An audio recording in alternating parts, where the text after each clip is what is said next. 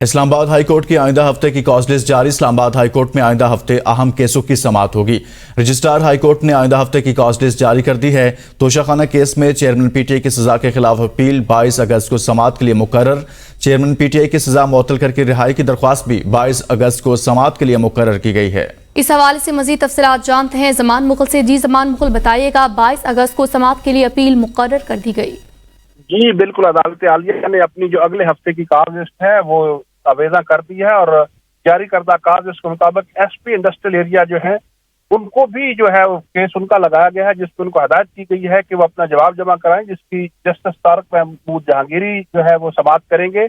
اس کے علاوہ chairman P T I کے جو کیسز ہیں وہ لگے ہوئے ہیں، اور اسی ہفتے میں جو ہے اس کے علاوہ دیگر جو اہم نوعیت کے کیسز ہیں وہ لگے ہوئے ہیں۔ توشہ خانہ کا کیس بھی اسی ہفتے میں لگا ہوا ہے، اور اسلام آباد ہائی کورٹ کے جو ڈیوٹی ججز ہیں اور جو جسٹس صاحبان ہیں، کیونکہ آج کل چھٹیاں اور چھٹیوں میں چند ججز جو ہے ڈیوٹی کر رہے ہیں، اس حوالے سے ہی کاز لسٹ جو ہے مرتب کی گئی ہے، اور وہ ججز جو ہے اس کاز لسٹ کے مطابق کیسز کی سماعت کریں گے۔ جی